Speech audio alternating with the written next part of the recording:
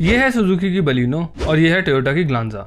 ये है सुजुकी की विटारा ब्रेजा और ये है टोयोटा की अर्बन क्रूजर। इन सभी गाड़ियों में कोई भी फर्क नहीं है सिवाय नाम के और थोड़े से कॉस्मेटिक चेंजेस के। होंडा की क्रेटा या किया सेल्टोस का पेयर हो, निसान की मैग्नाइट या रेनो काइगर का, या VW की वर्टस और स्कोडा की स्लाविया का। इंडिया में बहुत सारे कार ब्रांड्स कोलैबोरेशन में ही गाड़ियां बना रहे हैं और वो एक ही प्लेटफॉर्म को यूज करते हैं इसके लिए। पर ये सारी कार दिखने में काफी अलग लगती हैं और चलने में भी। पर इंटरनेट पर लोग टोयोटा और सुजुकी के कोलैबोरेशन को लेकर खासे नाराज दिखाई देते हैं क्योंकि टोयोटा सुजुकी की कार्स को सिंपली रीबैच करके बेच रही है। इन गाड़ियों में हल्के से डिज़ाइन चेंजेस के अलावा कुछ भी खास फर्क नहीं दिखाई देता है, चाहे फिर हम इनके इंजन की, इंटीरियर की और ड्राइविंग एक्सपीरियंस की बात ही क्यों ना कर लें।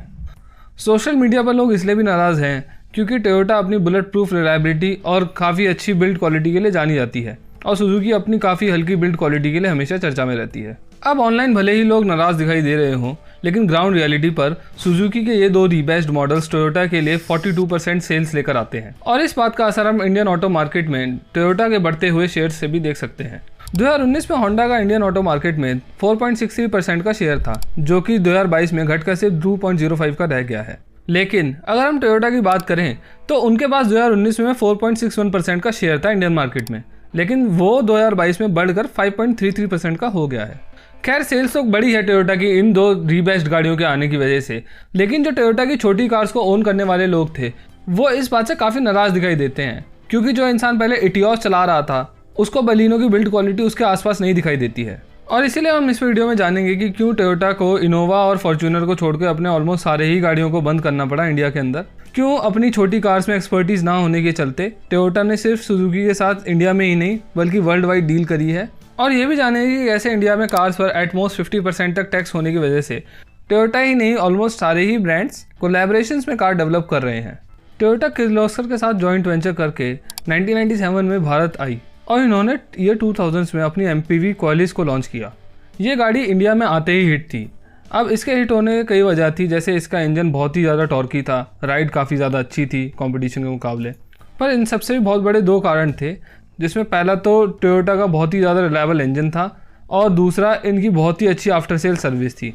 ऐसी सर्विस जो दूर दूर तक इंडिया में कोई भी कंपनी नहीं दे रही थी। टोयोटा किर्लोस्कर ने जल्द ही इनोवा को क्वालिस के सक्सेसर के रूप में रिप्लेस कर दिया और आज तक भी उस गाड़ी का कोई कंपटीशन नहीं दिखाई देता है इंडियन मार्केट के अंदर।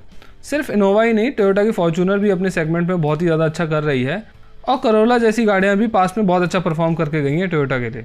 पर टोयोटा के पास कोई भी सस्ती गाड़ी नहीं थी और इसीलिए उन्होंने इटियोस और लीवा को 2010 में इंडिया में लॉन्च करा। शुरुआत में तो इस गाड़ी ने बहुत अच्छा परफॉर्म करा, पर धीरे धीरे इसकी सेल्स गिरने लगी और इसके कुछ बहुत ही मेजर रीज़न थे। पहला तो ये था कि इस गाड़ी के लुक्स बहुत ही कम लोगों को पसंद आए थे। इंटीरियर में प्लास्टिक की क्वालिटी बहुत ही ज़्यादा चीप लगती थी और इन्होंने इंस्ट्रूमेंट क्लस्टर को डैशबोर्ड के बिल्कुल बीचों बीच में दे रखा था, जो बहुत ही कम लोगों को पसंद आता है इंडिया के अंदर। इन बातों के अलावा टोयोटा की रिलायबिलिटी ही उनके लिए मुसीबत बन गई।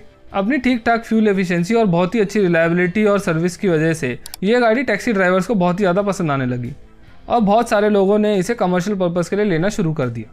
और इंडिया में अगर कोई कार टैक्सी के तौर पर चलने लग जाए तो प्राइवेट व्हीकल ओनर उसे लेना ज़्यादा पसंद नहीं करते हैं और इसी वजह से इनके पास ले दे के जो दो छोटी कार्स थी उनकी सेल्स भी बहुत ज़्यादा गिरने लगी।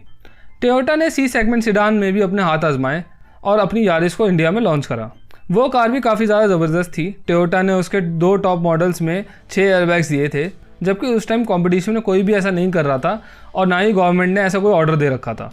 पर उस कार ने तो बिल्कुल भी ट्रैक्शन गेन नहीं किया। मे बी उसके लुक्स लोगों को ज़्यादा पसंद नहीं आए या उसका इंजन वर्ना और सिटी के मुकाबले लोगों को उतना ज़्यादा पंची नहीं लगा होगा।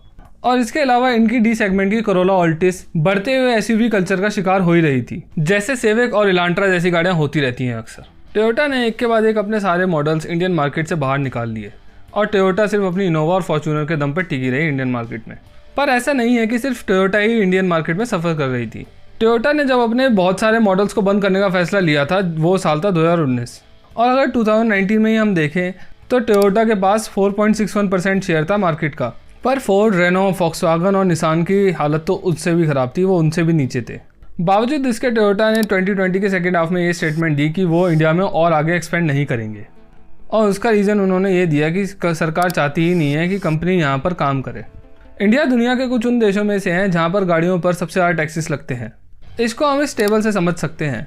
अगर आप 1200 सीसी से कम की और 4 मीटर से छोटी गाड़ी लेते हैं तो उस पर आपको 28% GST और 1% कंपनसेशन सेस देना पड़ता है और वहीं अगर आप एक पेट्रोल कार लेते हैं 12 सीसी से बड़े इंजन की, इररिस्पेक्टिव ऑफ इट्स लेंथ, और अगर आप एक बहुत बड़ी डीजल इंजन वाली एसयूवी लेते हैं फॉर्च्यूनर टाइप, तो आपको 22% सेस देना पड़ेगा। और अगर हम 28% जीएसटी और इस सेस को मिला लें तो ये टैक्स टोटल बन जाता है 50%।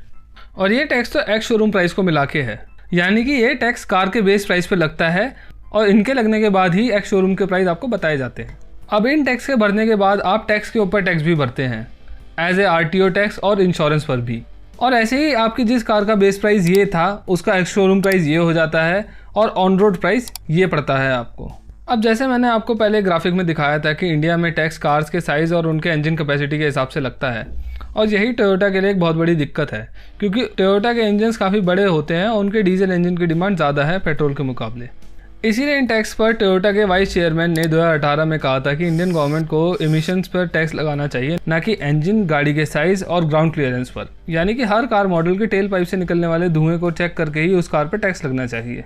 टोयोटा दुनिया में हाइब्रिड व्हीकल के सबसे बड़े खिलाड़ी हैं। दुनिया भर में टोयोटा के 34 हाइब्रिड मॉडल्स हैं और वो अपनी इस हाइब्रिड टेक्नोलॉजी को कई बड़ी कंपनीज को भी देते हैं, जैसे होंडा को, कुछ जर्मन कंपनीज जैसे BMW और कोरियन कंपनीज को। वो चाहते तो अपने हाइब्रिड व्हीकल से भी इंडिया में पकड़ बनाने की कोशिश कर सकते थे, पर हाइब्रिड कार्स में भी इंडिया में 43% तक का टैक्स लगता है इंक्लूसिव ऑफ जीएसटी। और ये टैक्स उस टेक्नोलॉजी पे लगता है जो पहले ही नॉर्मल पेट्रोल और डीजल वाली गाड़ियों से महंगी पड़ती है। अब ये जो खतरनाक टैक्सेस हैं और जो उन्होंने फेलियर देखे हैं इंडिया में अपनी छोटी कार्स को लॉन्च करके, इन बातों के चलते टोयोटा ने डिसाइड किया कि वो खुद से कोई भी नया मॉडल डेवलप नहीं करेंगे इंडिया के लिए। इसीलिए उन्होंने सुजुकी के साथ एक ग्लोबल डील साइन करी जिसमें टोयोटा सुजुकी को अपने टोयोटा हाइब्रिड सिस्टम देंगे ग्लोबल मार्केट के लिए, टोयोटा अपनी RAV4 और कोरोला वैगन का प्लेटफॉर्म देंगे यूरोपियन मार्केट के लिए, और इंडियन मार्केट के लिए सुजुकी को वो अपना हाइब्रिड इलेक्ट्रिक व्हीकल सिस्टम देंगे। इसके बदले में टोयोटा ने सुजुकी की सियाज और अर्टिगा मांगी इंडिया के लिए, जिसके बजाय वो अब बलिनो और विटारा ब्रेजा को बेच रहे हैं यहाँ पर। उन्होंने सुजुकी से ये 5 कार्स मांगी अफ्रीका में रीबैच करके बेचने के लिए, और उन्होंने सुजुकी के साथ मिलकर C सेगमेंट MPV डेवलप करने का फैसला भी किया, जो वो अपनी फैक्ट्री में प्रोड्यूस करते और सुजुकी को रीबैच करने के लिए देते।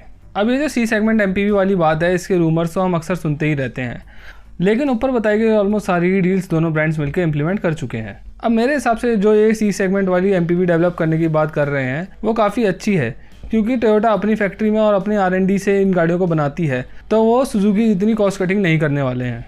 पर इस पूरी डील को मैं फिर भी इंडिया के लिए फेयर नहीं मानता हूँ, और मेरे पास उसके लिए एक सॉलिड रीज़न है। अगर आप इसी टेबल में देखेंगे तो इन्होंने जो अफ्रीका और इंडिया में सुजुकी की कार देने की बात करी है वो इसको सिर्फ रीबैच करके बेचेंगे यहाँ पर, लेकिन इन्होंने जो यूरोप में छोटी कार्स बेचने की बात लिखी है वो बहुत ही कॉन्ट्राडिक्टरी है। यूरोप में टोयोटा सुजुकी के इंजन्स को यूज़ करेंगी अपनी छोटी कार्स में, पर उन्होंने ये भी लिखा है कि इन इंजन्स पर डेंजो और टोयोटा भी काम करेंगे और वो इन्हें टोयोटा की फैक्ट्री में ही बनाएंगे। टोयोटा हमेशा से ये कस्टमर सेंट्रिक कंपनी रही है और वो हमेशा से ये चाहते हैं कि उनकी गाड़ियाँ कम से कम रिलायबिलिटी इशू दें कस्टमर्स को, और वो इसीलिए इन सुजुकी के इंजन्स को अपने चेक पॉइंट्स में से निकालने के बाद ही यूरोपियन मार्केट्स में लॉन्च करना चाहते हैं। लेकिन उन्होंने इंडिया और अफ्रीका के लिए ऐसा कोई भी स्टेप नहीं लिया है। टिम अर्कहार्ट जो प्रिंसिपल एनालिस्ट हैं HIS ऑटोमोटिव में, कि आजकल वर्ल्ड वाइड बहुत सारे ब्रांड्स कोलैबोरेशन करने के बाद ही गाड़ियाँ लॉन्च कर रहे हैं।